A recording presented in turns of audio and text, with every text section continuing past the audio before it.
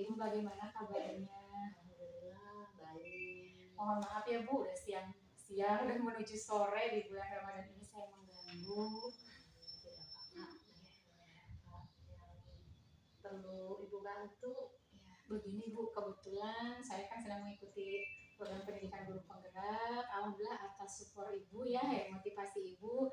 Hari ini saya memiliki tugas ya untuk mewawancarai beberapa kepala sekolah, khususnya Ibu sebagai kepala sekolah saya di SMP Negeri 6 Raja Desa terkait pengambilan keputusan. Mohon izin ya Ibu, saya akan mengajukan beberapa pertanyaan. Nah, Ibu selama menjadi kepala sekolah di sini, apakah Ibu menghadapi suatu kasus atau permasalahan ya, yang membuat Ibu dilema gitu Ibu? Barangkali Ibu bisa menceritakan masalah apa Bu? Ada banyak dan beberapa kasus yang terjadi di sekolah. Kasusnya itu berbeda-beda. Ada misalkan kasus yang anak jarang sekolah, kemudian ada lagi kasus mengenai guru juga, ada lagi lingkungan, itu kasus berbagai masalah banyak. Tapi Ibu, misalnya kita garis bawahi ya permasalahan yang anak saja ya Bu, tadi ada permasalahan anak. Ibu bagaimana tuh menyelesaikannya? Permasalahan yang Ibu hadapi. Cara penyelesaiannya yang Ibu hadapi itu misalkan yang satu anak ada permasalahan dengan guru. Yang waktu itu ada guru, bukan guru ya, pelatih dari bola voli itu menginginkan anak ikut kegiatan voli, pertandingan voli. Di sana anak tersebut itu harus minum yang dibawa oleh pelatih itu. Ternyata si anak tersebut itu tidak mau, langsung anak tersebut tidak mau sekolah dan langsung diajukan ke orang tuanya. Kemudian kata anak tersebut ada obrolan pelatih tersebut, guru masih guru di sini, kata-katanya yang tidak sepantasnya diucapkan gitu ya Bu. Berarti siswanya melapor ke orang tuanya datang ke Ibu gitu. Nah, lalu Ibu ambil keputusan apa Bu yang Ibu putuskan? Ibu yaitu kepada yang pertama itu memberi kepada anak itu supaya anak ikut sekolah, diberi pengarahan, kepada orang tuanya juga sama. Jadi intinya orang tuanya juga harus paham dan paham sekali dengan keadaan guru tersebut. Orang tua juga katanya pertama itu tidak menerima, tetapi setelah dikasih masukan, alhamdulillah mengerti dan meminta maaf juga orang tua dan pemanggilan kepada guru juga. Guru tersebut dipanggil dan diberi juga pengarahan ya sekali. Menurut saya keputusan yang sangat solutif ya Bu. Jadi siswa dan orang tua juga tetap baik ya Bu ke sekolah. Pelatih volinya juga baik ya Bu. Alhamdulillah, luar biasa sekali ya Ibu. Terima kasih. Baik Ibu, dalam modul 3.1 ini kan ya tentang pengambilan keputusan berbasis nilai-nilai kebajikan sebagai pemimpin. Kami mempelajari dua dilema gitu ya saya. Yang pertama ada dilema etika, yang dimana dilema etika ini merupakan dilema kebenaran lawan kebenaran. Mungkin seperti tadi kasus Ibu ya, Ibu tetap bukan membela ya siswa dan murid agar tetap sekolah, tapi Ibu juga tetap mempertahankan pelatih dengan memberikan masukan tidak mengulangi gitu ya Bu yang Ibu katakan tadi. Yang kedua itu ada bujukan moral, di mana bujukan moral ini merupakan kebenaran lawan kesalahan. Baik Ibu ya, selanjutnya nih bagaimana nih Ibu ketika mengidentifikasi kasus-kasus yang merupakan dilema etika atau bujukan moral Ibu?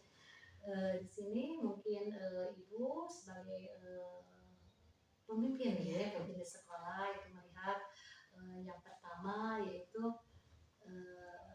melihat sudut pandang moral ya dan hukum. Apabila kasus tersebut melanggar hukum, maka sudah tentu benar gitu ya.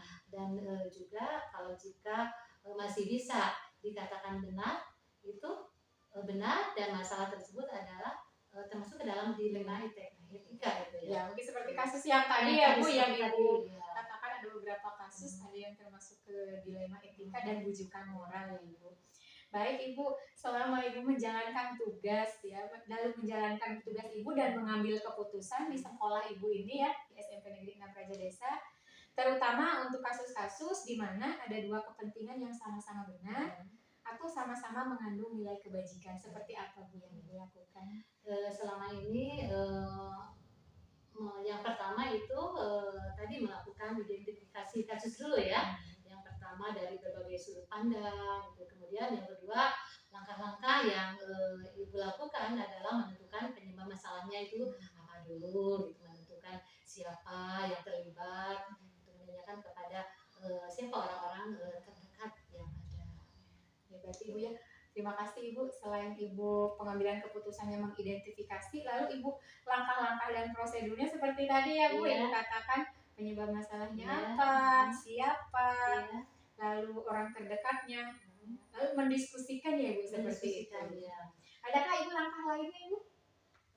Langkah yang setelah mendiskusikan setelah mendiskusikan, kemudian di akhirnya mungkin ada penyelesaian gitu ya, penyelesaian yang harus diselesaikan, yaitu ada beberapa kemungkinan yang terlibat di sana itu tidak menentukan permasalahan di putusan oleh sendiri ya, tetapi permasalahan itu ada Ibu dengan guru, pemanggil guru, kemudian di apalagi ya, ada lagi misalkan dengan berkenaan dengan orang tua siswa itu ikut ke dalam permasalahan itu, didiskusikan bagaimana cara penyelesaian tersebut. Jadi solusi bersama ya Bu ya. Tidak langsung oleh Ibu sendiri. Baik Ibu ya, hal-hal apa saja nih yang selama ini Ibu anggap paling efektif gitu ya dalam pengambilan keputusan, misalnya dilema etika gitu yang seperti apa Bu? Dilema etika tersebut yaitu misalkan yang seperti tadi ya, seperti tadi dikatakan bahwa permasalahan itu banyak sekali yang Ibu putuskan, yaitu misalkan di dalam tadi apa, dilema etika ya, masalahnya yaitu untuk semua yang ada di sekolah itu dilibatkan, kemudian pemanggilan dengan cara pemanggilan dulu ya, misalkan ada permasalahan dari satu pihak, kemudian dilihat dulu apakah benar dan tidaknya, kemudian Ibu mengambil kepada guru gitu, kemudian yang pertama menemukan permasalahan itu, Ibu membawa misalkan kalau misalkan ada guru BK, itu juga keterlibatan guru BK tersebut di sana, apakah benar tidaknya masalah itu. Kemudian Ibu dengan stakeholder yang ada di sekolah harus berkumpul di satu permasalahan itu dan diputuskan. Berarti seperti yang paling efektif menurut Ibu tadi tidak menentukan siapa yang salah yang benar dulu ya Bu ya, tapi justru Ibu mengidentifikasi, mencari informasi lalu menggali bersama ya Bu. Keputusan yang sangat solutif menurut saya Ibu. Baik Ibu ya, hal apa saja nih, apakah ada tantangan Ibu ya ketika Ibu melakukan pengambilan keputusan? Jadi tantangan dalam pengambilan keputusan pada kasus-kasus yang Ibu alami ini. Banyak sekali tantangannya. Di sisi lain mungkin tantangannya itu ada seorang guru misalkan ya, itu melakukan kesalahan, itu tantangannya oleh sebagai kepala sekolah itu harus bijak gitu ya, harus bijak bagaimana, jadi tidak sampai dimarahi atau bagaimana gitu, supaya guru tersebut kalau misalkan ada permasalahan dengan guru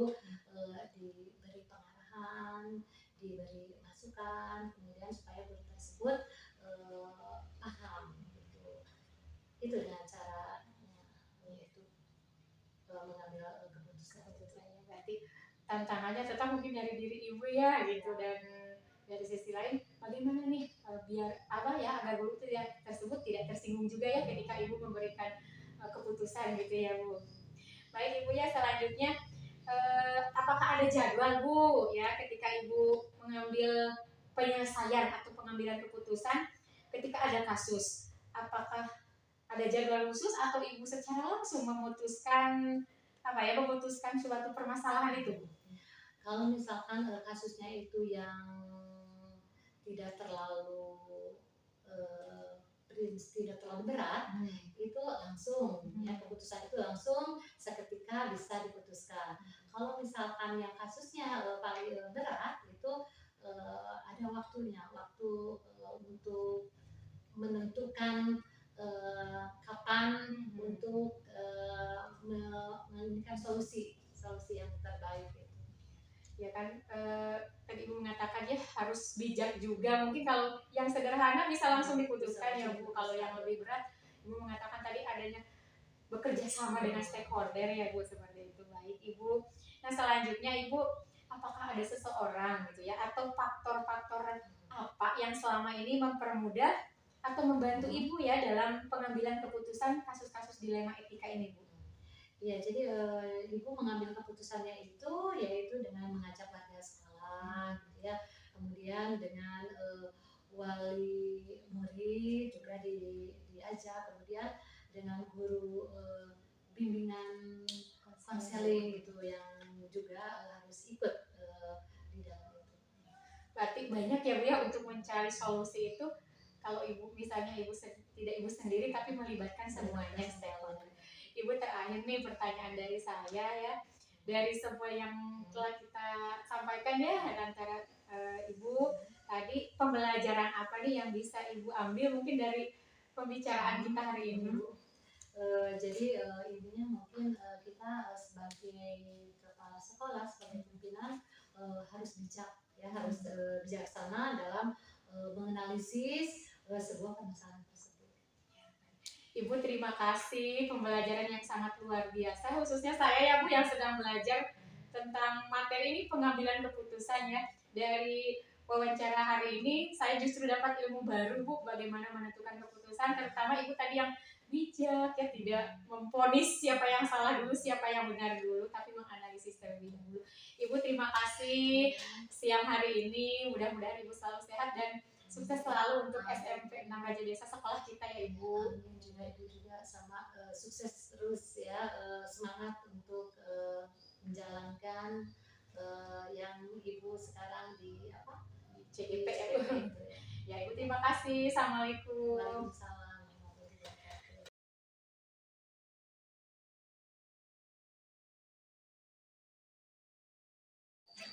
Assalamualaikum Bapak. Waalaikumsalam. Bagaimana kabarnya Pak? Alhamdulillah baik. Sebaiknya bagaimana Bu? Alhamdulillah Bapak. Bapak, terima kasih mengganggu waktunya ya di sela-sela jadwal padat mungkin ya Pak. Kehadiran saya ke sini, saya memiliki tugas Pak untuk mewawancarai beberapa kepala sekolah terkait mengenai taktik pengambilan keputusan. Mohon izin untuk mengajukan beberapa pertanyaan ya Pak, ini untuk menggali pengalaman Bapak selama menjadi kepala sekolah. Baik Pak, yang pertama, apakah Bapak selama menjadi kepala sekolah ini pernah mengalami kasus-kasus gitu ya, baik itu kasus dilema etika ataupun rujukan moral di sekolah yang Bapak pimpin ini? Sudah barang tentu sebagai seorang kepala sekolah pasti dalam perjalanannya itu akan menemukan kasus-kasus seperti itu, baik itu yang bersifat estetik maupun yang bersifat hukum. Tapi dalam hal ini sudah barang tentu kita harus bisa memilah dan memilih mana itu kasus yang berindikasi hukum. Berarti kalau yang berindikasi hukum adalah ada fakta benar dan salah. Nah, sehingga kita sebagai seorang kepala sekolah pimpinan, kalau sudah berkaitan dengan hukum berarti kita harus berada pada pihak yang benar dan kemudian memberikan bimbingan kepada pihak yang salah. Tetapi kalau yang bersifat dilematis, estetik. Nah, ini memang sangat susah sebenarnya untuk dipecahkan. Tapi walaupun demikian, sesuai dengan tupoksi sebagai kepala sekolah sudah barang tentu walaupun itu yang bersifat estetis, ya kita harus berada di dalam ranah win-win solution. Nah, jadi tidak menyalahkan si A dan tidak menyalahkan si B, sebab belum tentu yang itu benar, belum tentu yang ini salah, yang ini belum tentu salah, yang itu belum tentu benar. Jadi masih bisa untuk dirundingkan, untuk dibicarakan, untuk mencapai ke suatu kesepakatan sebagai kebijakan yang akan diterapkan. Seperti itu barangkali yang pernah saya lakukan. Mungkin ada contoh kasus nyata sedikit Pak, dilema etika atau bujukan moral? Kalau yang dikategorikan bujukan moral, ya yang pernah terjadi itu misalnya ketika ada gap antara guru, misalnya ada yang sering terlambat ke sekolah, ada yang rajin ke sekolah, itu kan menjadi gap ya, karena mereka sama-sama sebagai ASN.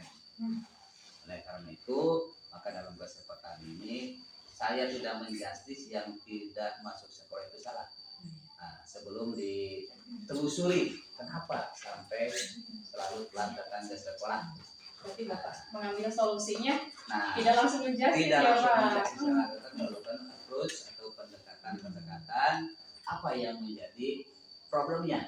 Nah, kemudian melalui pendekatan itu ternyata problemnya misalnya karena ini, kemudian saya arahkan, saya bimbing untuk mengatasi supaya tidak seperti itu lagi, seperti begini misalnya. Nah, kemudian lama-lama kemudian dia menyadari dan akhirnya yang tadinya merasa disalahkan oleh yang suka masuk, nah kemudian mempunyai keinginan untuk sama seperti halnya guru-guru yang lain, sehingga disitulah ada tidak saling menyalahkan lagi antara si A dengan si B. Nah, sehingga kondusivitas yang diutamakan setelah diambil bimbingan kepada guru-guru yang tadi ada kasus seperti itu. Begitu Bu, barangkali yang pernah saya lakukan. Pengambilan keputusan yang sangat solutif menurut saya gitu Pak, pengalamannya luar biasa. Baik Bapak, saya lanjutkan dengan pertanyaan-pertanyaan pemantik ini ya Pak, mengenai pengambilan keputusan. Yang pertama nih, bagaimana nih Bapak cara mengidentifikasi kasus-kasus yang merupakan dilema etika atau bujukan moral selama Bapak menjadi pemimpin di SMP 3 Raja Desa ya Pak ini? Oke, itu identifikasi masalah yang terjadi, baik itu yang disebut dengan moral dan estetika yang memang ada dua hal itu yang sering terjadi di suatu lembaga sekolah yang bersifat moral dan estetik.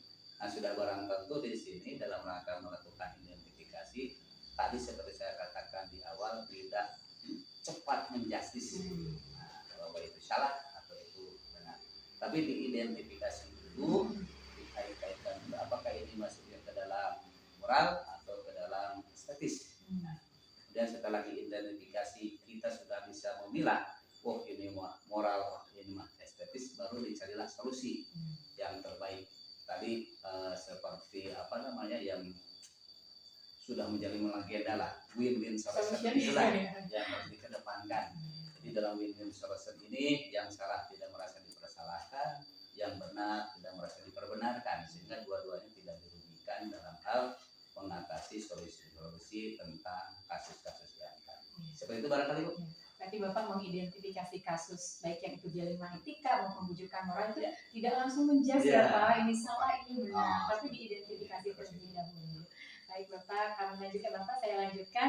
Bagaimana nih Bapak menjalankan pengambilan keputusan di sekolah Bapak ini, terutama kasus-kasus yang ada dua kepentingan, misalnya sama-sama benar atau sama-sama mengandung nilai kebajikan. Seperti yang tadi misalnya kasus guru itu ya Pak. Bagaimana Pak mengambil keputusan ini? Baik Bu, untuk pengambilan keputusan tentang yang tadi disebutkan, dua-duanya benar. Sehingga kita sebenarnya merasa dilematika juga gitu. Mana ini yang harus diputuskan. Tapi bagi seorang pimpinan sudah barang tentu kita harus bisa melihat benarnya itu dari berbagai macam sudut pandang. Nah, kalau kita sudah melihat dari berbagai macam sudut pandang, misalnya yang benar itu guru A, yang guru B juga benar, tetapi dari sudut pandang guru A ternyata lebih visioner dan lebih bermanfaat kesananya.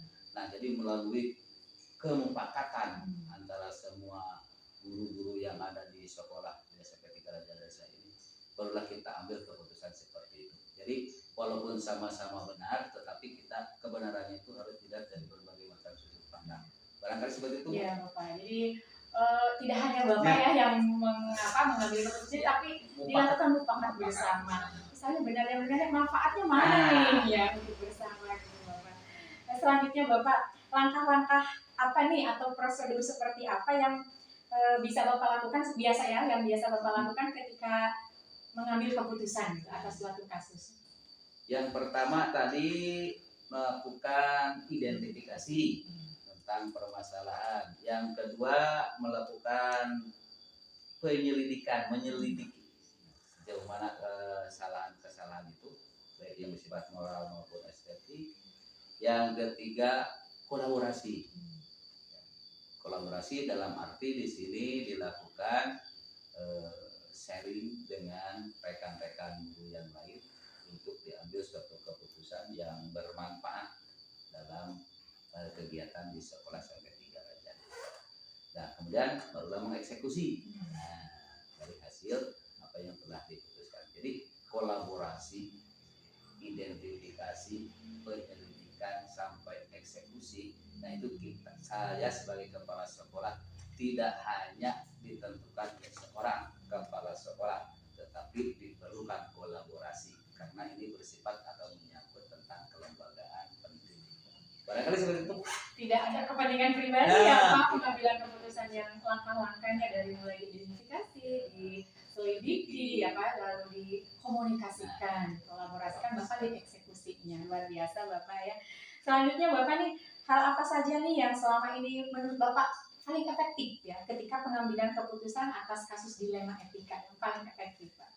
Yang paling efektif mah yang harus digarisbawahi adalah tadi win-win solutionnya itu ya, tetap berpegang ke sana, sebab dalam estetik itu tidak tadi saya katakan yang benar belum tentu benar, yang salah belum tentu salah, sebab semuanya itu bisa diperbaiki. Nah, beda dengan kaitan dengan kesalahan hukum. Nah, kalau salah hukum kan benar dan salah sudah terlihat. Nah, kalau estetik itu kan dua-duanya belum tentu di justice benar, belum tentu di justice salah. Nah, sehingga di sinilah diperlukan keputusan yang win-win solution, artinya yang merasa benar merasa terangkat, yang merasa salah juga merasa terangkat, sehingga dua-duanya tidak ada istilahnya itu merasa terpinggirkan atau tersisihkan, sehingga dua-duanya sesuai dengan potensinya bisa bergerak kembali untuk melaksanakan kegiatan-kegiatan memajukan dari lembaga pendidikan di SMP 3 Raja Desa. Pengambilan keputusan yang sangat efektif ya, sangat pembelajaran Pak bagi saya gitu. Win-win solution itu ya. Jadi apa ya, Bapak bukan menyamaratakan, mereka setara gitu ya, tidak ada yang ini rendah, ini tinggi. Senior, junior, semua sama. Baik Pak, selama Bapak mengambil keputusan ya, selain tadi udah diidentifikasi juga, ada yang paling efektif juga, mungkin ada tantangan gitu Pak selama Bapak mengambil keputusan terhadap kasus dilema etika ini. Baik Bu, ada juga tentang tantangan-tantangan untuk melaksanakan keputusan ini. Biasanya muncul dari ego guru senior terutama. Nah, yang merasa senior atau yang sudah merasa tua. Nah, kadang-kadang terhadap keputusan atau kebijaksanaan yang diterapkan itu antitesis gitu, seakan-akan menolak gitu. Tapi dengan pendekatan yang tadi saya katakan ke yang senior dan yang junior, tidak ada perbedaan status atau kasta, semua warga adalah sama, stakeholder sekolah yang harus bekerja dan melaksanakan keputusan atau kebijakan yang diambil secara kolaborasi dan mufakat tadi. Nah, sehingga awal-awalnya merasa akan ada tantangan seperti itu, tapi setelah dilakukan berbagai macam approach atau pendekatan terhadap yang merasa akan menolak, sehingga akhirnya mereka pun ikut larut dalam pelaksanaan kebijakan. Itu yang sering terjadi seperti itu. Tantangan kalau mungkin dilema etika di Nah. sekolah ini bisa jadi dari internnya ya Pak ya. Kalau eksternnya saya kira tidak akan ada sih, sebab kebijakan kita menyangkut internnya Pak. Baik Pak, selanjutnya nih ketika Bapak mengambil keputusan ya, apakah ada jadwal tertentu gitu untuk menyelesaikan dilema etika ini? Apakah langsung diselesaikan di tempat ataukah ada ada waktu khusus gitu? Untuk penyelesaian masalah pengambilan keputusan estetika ini sudah barang tentu tergantung daripada urgen tidaknya suatu permasalahan. Kalau suatu permasalahan itu urgen dan sifatnya tidak terlalu berat, itu bisa langsung kita justice di tempat atau kita langsung putuskan. Tapi kalau bersifat berat dan menyangkut masalah-masalah yang lebih problematis misalnya, nah itu kita tentatif jadwalkan dengan adanya kegiatan musyawarah bersama seluruh warga yang ada di SMP desa. Barulah diambil keputusan. Jadi dilihat dari urgen tidaknya, berat ringannya. Nah seperti itu. Kondisional berarti ya Pak ya. Situasional dan kondisional. Kalau ringan Bapak bisa memutuskan secara langsung yang memang mungkin bermanfaat tadi ya Pak. Kalau yang lebih panjang ada tentatif dan juga bukan oleh hanya Bapak saja tapi musyawarah ya Pak. Baik Bapak, selanjutnya nih, apakah ada seseorang gitu ya atau faktor-faktor yang selama ini mempermudah atau membantu Bapak ketika pengambilan keputusan dalam menghadapi kasus dilema etika? Baik Bu, untuk hal-hal yang mempermudah dan mempersulit dalam hal pengambilan kebijakan atau keputusan ini, yang saya rasakan di SMP 3 Raja Desa justru banyak yang lebih mempermudah. Mengapa demikian? Karena guru-gurunya itu adalah guru-guru yang kreatif dan hebat, sehingga apa yang akan diputuskan itu seakan-akan mereka pun menantang untuk cepat diputuskan, untuk cepat dieksekusi, sehingga di dalam pengambilan kebijakannya pun tidak terlalu banyak tantangan. Nah, sehingga sangat-sangat membantu karena didukung oleh guru-guru yang hebat. Begitu Bu. Berarti satu keluarga yang hebat ya Pak di sini ketika pengambilan keputusan saling membantu, di antaranya guru-guru, mungkin stakeholder sekolahnya ya Pak. Ya. Terakhir nih Pak, pertanyaan dari saya, dari semua yang telah Bapak sampaikan ya, mungkin ada pembelajaran yang bisa dipetik gitu ya dari beberapa pertanyaan mengenai pengambilan keputusan dilema etika ini. Baik Bu, untuk nanti kepada ibu penggerak, guru penggerak khususnya, yang kemungkinan bisa menjadi kepala sekolah seperti saya, yang paling harus dikedepankan adalah satu, jangan memunculkan egosentris pribadi personal. Sebab kita memimpin itu adalah kolaborasi, kerjasama dengan semua stakeholder. Tidak bisa sebuah sekolah maju alasannya karena dipimpin oleh seseorang, kebijakan diambil oleh seseorang, nggak bisa seperti itu. Tetapi untuk memajukan sekolah pasti itu diperlukan kolaborasi untuk memajukannya. Yang kedua, jangan anti terhadap kritik dan saran. Nah, kritik dan saran itu sangat penting karena itulah bersifat untuk membangun dan mendewasakan kita. Nah, itu diantaranya dua hal yang harus dikedepankan apabila menjadi seorang kepala sekolah. Nah, sehingga di sini seperti yang saya terapkan, kayaknya saya tidak membeda-bedakan bahwa saya kepala sekolah, ibu misalnya juga seperti itu. Sama lah, kita mitra bekerja sama untuk memajukan lembaga sekolah. Di pembelajaran yang luar biasa bagi saya juga ya Pak, kolaborasi, ya, lalu kemitraan yang dibangun di sini. Terima kasih Bapak, pengalaman Bapak sangat luar biasa, pembelajaran bagi saya. Mudah-mudahan apa ya, Bapak juga dalam memimpin sekolah, terutama dalam pengambilan keputusan dilema etika ataupun bujukan moral itu yang benar-benar bermanfaat bagi semua pihak. Terima kasih Bapak telah mengganggu waktunya. Ya, terima kasih Pak. Assalamualaikum. Waalaikumsalam.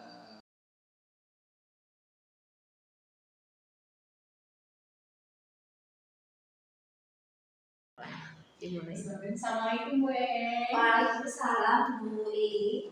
Ibu bagaimana kabarnya? Alhamdulillah baik. Mohon maaf ya Bu, pagi hari ini saya mengganggu hadir ke sekolah Ibu. Ini ke SD berapa ya Bu? Ini kalau ini SD buat Tanjung Sumbun, kebetulan Ibu dulu sekolahnya di sini atau tugasnya di sini, namun sekarang Ibu di Tanjung Sumbun. Kebetulan sekarang ada proses akreditasi dan saya diminta membantu sekolah yang lama. Gak enak lah kalau kita menolak, itu kan sama-sama teman atau rekan kerja kita ya Bu. Aduh, jadi mohon maaf terganggu ya Bu. Ya, Sekarang membantu saya dan Bu. Ya, terima kasih, tidak apa-apa.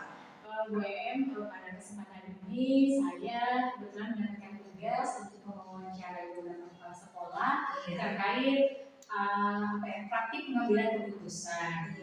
Mohon izin ya Bu untuk mengajukan beberapa pertanyaan. Namun sebelum ke pertanyaan selanjutnya, bolehkah saya mengetahui di pengalaman Ibu, adakah kasus yang menurut Ibu termasuk dilema etika atau bujukan moral yang Ibu alami di sekolah Ibu? Wah Bu Ii, sebenarnya kalau yang bujukan moral itu hampir setiap hari Bu. Tapi saya rasa nggak bisa saya ceritakan di momen-momen ini ya. Cuma ya saya sering menemukan bujukan moral ataupun dilema etika ya. Kalau bujukan moral itu sangat mengganggu ya Bu ya kan, karena benar lawan salah ya ketika saya mengambil sebuah keputusan dan memang mengambil yang salah itu kan beresiko dan beraturan dan juga beresiko juga untuk saya sebagai pengambil keputusan. Ya Ibu, baik kita lanjutkan ya Bu. Selanjutnya nih, bagaimana cara Ibu mengidentifikasi ya kasus-kasus yang merupakan dilema etika atau bujukan moral yang luar biasa sekali ya Ibu ya? Bagaimana? Kalau saya biasanya, tapi ini Bu Ii ya, saya ini sebenarnya jadi kepala sekolah juga belum lama, jadi belum sehebat orang-orang yang senior. Tapi kalau biasa saya mengambil keputusan itu ya kalau ada kasus-kasus, jadi saya itu tidak terburu-buru Bu.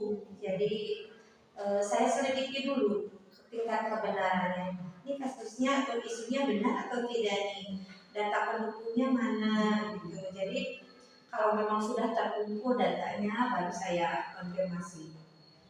Berarti Bu, intinya tenang, tidak buru-buru ya Bu, tidak buru-buru diselidiki, tidak masalah, tidak langsung menjadi ini salah ini benar. Biasa sekali Ibu pembelajarannya. Selanjutnya nih Bu, bagaimana nih Ibu menjalankan pengambilan keputusan di sekolah Ibu, terutama untuk kasus-kasus di mana ada dua kepentingan yang sama-sama benar atau sama-sama mengandung nilai kebajikan. Kalau memang sama-sama benar dan ini sama-sama baik ya, sebenarnya bagi saya mungkin tidak salah. Ngambil yang ini juga tidak salah kan Bu. Ngambil juga yang posisi duanya yang benar, yang satunya lagi juga tidak salah. Namun kan dalam sebuah keputusan kita harus ambil satu, masa banyak kan ya diambil. Jadi saya biasanya mengambil keputusannya dilihat dari keefektifannya, kebermanfaatannya, lebih banyak yang mana nih bermanfaat bagi sekolah saya atau bagi guru-guru atau bagi peserta didik di sekolah. Jadi kalau dilihat sisi negatif dan juga sisi positif. Jadi bisa begini Bu, jadi saya itu biasa seperti ini, membuat daftar checklist misalnya yang ini seperti ini baiknya, yang ini seperti ini. Kalau ini misalnya bisa 1, 2, 3 sampai 10 sisi baiknya dan ini 5, dan otomatis saya putuskan yang ini. Biasa ini pembelajaran pengalaman bagi saya, jadi pengambilan keputusan itu benar efektif ya, efektifnya bermanfaat bukan lebih banyak bukan maksud saya. Pertanyaan selanjutnya Ibu nih, langkah-langkah apa nih atau prosedur ya seperti apa yang biasanya Ibu lakukan untuk mengambil keputusan ini? Langkah-langkahnya tadi yang pertama ya Bu, saya selidiki terlebih dahulu ya. kalau memang saya sudah ini benar-benar nih ada permasalahan nih misalnya. Tapi kalau tidak ada permasalahan ya sudah. Nah, kalau ini dirasa oh benar nih kan ada kasus ini, jadi tidak bohong. Jadi selanjutnya saya kumpulkan data tadi dan selanjutnya saya juga kolaborasi dengan rekan sejawat di sekolah. Jadi misalnya saya sudah punya sebenarnya nih ya, saya ingin memutuskan A misalnya atau B. Tapi kan itu poin untuk saya atau pertimbangan saya tidak mendengar masukan-masukan rekan yang lain. Jadi saya otomatis merapatkan dulu ya rekan di sekolah dan saya dengar pendapat mereka. Nanti baru saya memutuskan setelah saya mendengar masukan-masukan dari mereka. Langkah-langkahnya diantaranya menyelidiki dulu Iya. Lalu berkolaborasi Iya. rekan sejauh di sekolah, bahkan stakeholder sekolah Iya, ya. iya. Mengambil keputusan yang terbaik dan keputusan itu memang saya yang memutuskan dan karena kita ya UI nanti juga UI jadi kepala sekolah kan kita ambil saja membuat kebijakan dan semoga yang kita putuskan itu memang yang terbaik. Amin Ibu ya. Jadi Ibu yang memutuskannya itu sama-sama tapi tetap Ibu yang Iya, mengambil hasil tetap Ibu mengambil hasil. Selanjutnya Ibu nih, apakah ada nih ya hal yang paling efektif ya ketika Ibu mengambil keputusan ya, selain langkah yang tadi yang paling efektif? Yang selain yang tadi ya, kalau saya selain tadi berarti yang paling efektif itu ngobrol. Komunikasi, ngobrol dulu. Bahkan saya itu tidak formal. Jadi yang sedang saya selidiki itu, jadi bisa dengan sendirinya mengutarakan misalnya masalahnya. Kan kalau secara formal mungkin tegang atau saya sembunyikan saja ya sebagian misalnya. Tapi kalau secara sahabat itu jadi secara teman, jadi dia bisa santai mengutarakan masalahnya, ngobrol santai, jadi seperti tidak diwawancarai gitu. Kayaknya nih selain pengambilan keputusan bisa diterapkan juga ya sebagai komunikasi yang baik itu ya. Nah Ibu selain yang efektif, apakah ada nih tantangan yang Ibu hadapi ketika pengambilan keputusan yang terbaik itu? Sebenarnya ya banyak Bu kalau kita lihat ya tantangannya. Yang pertama mungkin waktu saya juga waktu yang punya masalah. Kita lihat waktunya nih enak banyak tidak waktunya karena saya juga kan punya banyak pekerjaan yang lain.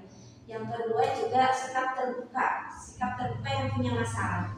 Ketika dia tidak terbuka itu sebuah tantangan bagi saya. Bagaimana saya harus membuat yang punya kasus atau yang terlibat harus terbuka dengan sendirinya, tidak paksaan. Berarti saya harus punya ide-ide atau komunikasi yang membuat dia itu bisa memberikan solusi sendiri. Seperti ini Bu Ii. Jadi seperti coaching aja. Jadi saya coaching dia yang punya masalah dan dia juga bisa menentukan solusinya sendiri. Biasanya itu juga di antara tantangan yang Ibu hadapi biasanya masalah waktu ya mengambil keputusan itu. Yang kedua sikap terbuka ya. Sepertinya memang sangat menantang sekali ya Bu ketika tidak terbuka kita sulit juga ya Bu mengambil keputusannya. Lalu biasanya Ibu komunikasi dengan proses coaching tadi ya. Dia tidak ada hambatan Bu ya. Terima kasih Ibu. Selanjutnya Ibu, apakah Ibu punya jadwal khusus atau jadwal khusus ketika Ibu menentukan keputusan, jadi pengambilan keputusan dalam secara langsung atau untuk jangka panjang? Bagaimana? Kalau saya Bu Ii begini ya, dalam sebuah pengambilan keputusan saya rasa ini yang ke belakang ya, atau kalau yang ke depan nanti. Kalau yang ke belakang saya tidak punya jadwal tertentu, jadi saya lakukan semampunya saya dan saya lihat ini memerlukan cepat atau tidak nih. Kalau memang masalahnya bisa dilakukan penyelesaiannya cepat, saya selesaikan waktu itu juga. Tapi kalau misalnya memang masalahnya rumit dan memerlukan ini pihak yang terlibat atau orangnya banyak, jadi saya lakukannya mungkin berjenjang atau ya punya jadwal untuk posisi yang ini. Jadi saya pengambilan keputusannya jadi kadang tidak punya jadwal, kadang juga terjadwal. Jadi disesuaikan dengan kondisi kasusnya. Terus sekali ya Bu, ketika jadi memang itu mengambil keputusan kan masalah itu dalam datangnya bisa tiba-tiba juga ya. Iya. Ya, jadi ada yang ditentukan secara langsung, kalau yang memang ringan, tapi kalau yang berat, terus sekali ya Ibu tadi berjenjang, ada perjalanan khusus untuk pengambilannya. Baik Ibu, selanjutnya nih faktor apa saja nih yang selama ini mempermudah Ibu atau seseorang yang bisa membantu Ibu dalam pengambilan keputusan ini? Dalam pengambilan sebuah keputusan yang bisa membantu saya ya, yang pertama tadi ketenangan, yang kedua saya kadang komunikasi. Jadi Bu Ii memang komunikasi itu penting. Saya komunikasi dengan kepala sekolah yang juga senior yang sudah punya pengalaman. Selain itu juga saya komunikasi atau membuat jaminan kolaborasi yang baik dengan pihak sekolah, komite sekolah. Jadi saya tidak ego menentukan keputusan hanya dengan saya atau menurut kata hati saya, tapi saya juga mendengarkan pengalaman-pengalaman dari pihak lain, terutama kepala sekolah yang sudah lama, yang sudah senior. Pengalaman itu Iya. merupakan guru terbaik ya, betul sekali. Yang bisa membagikan pengalamannya terhadap saya, dan itu juga membantu dalam pengambilan keputusan saya, walaupun memang saya itu lihat dari segi ini baiknya, ini buruknya, jadi tidak semua yang mereka katakan saya serap, tapi kalau di posisi ini yang dia katakan bisa saya ambil, tapi kalau di posisi yang ini tidak bisa saya ambil. Jadi orang-orang atau faktor pendukung lainnya ketenangan, komunikasi, lalu kolaborasi dengan komite sekolah ya, komite sekolah, bahkan Ibu juga mencari informasi ya dari kepala sekolah yang memang sudah berpengalaman, memberikan informasi yang baik. Luar biasa, itu sangat solutif sekali kalau menurut saya. Terakhir nih Bu Boleh, dari boleh. semua hal yang Ibu sampaikan tadi gitu ya, berwawancara dengan saya, berbagi informasi, pembelajaran apa nih yang dapat dipetik dalam pengambilan keputusan hari ini? Kalau pembelajaran bisa saya petik Ibu Wina ya, berarti pertama dalam sebuah keputusan yang pertama itu kita tenang, santai, relax, pelajari dulu kasusnya, jadi tidak terburu-buru. Yang kedua juga jaringan komunikasi kita harus baik dengan siapapun. Jadi lingkungan sekolah, karena ini berbicara untuk pengambilan keputusan di sekolah ya, tidak di masyarakat misalnya. Jadi kita itu harus baik dengan lingkungan sekolah, yang otomatis lingkungan sekolah kan mendukung kita, mendukung sekolah kita. Juga dengan pihak-pihak sekolah, diantaranya rekan guru, komite, dan juga peserta didik. Itu adalah modal utama ketika kita akan mengambil sebuah keputusan. Luar biasa sekali Bu pembelajarannya. Saya masih jauh, Bu Ii. Saya juga sama dengan Bu Ii sedang belajar. Terima kasih Bu, apa yang telah Ibu sampaikan sangat bermanfaat. Iya. Dan mudah-mudahan bekal juga nih bagi saya. Ya, nanti saya orbit lagi. Terima kasih Bu. Terima kasih Bu telah mengganggu waktunya. Iya, Salah-salah akreditasi ya Bu. Saya juga Bu Ii, saya juga sedang belajar. Jadi saya melihat proses akreditasi itu sekarang ini seperti apa, karena yang sekarang itu katanya banyak berbeda atau banyak wawancara. Jadi seperti kita ini wawancara, karena kebetulan sekolah yang saya pimpin belum 2024, saya juga ini belajar untuk mengambil sebuah keputusan melihat dari yang senior. Terima kasih Bu atas waktunya. Assalamualaikum Bu. Waalaikumsalam. Sehat-sehat. Amin.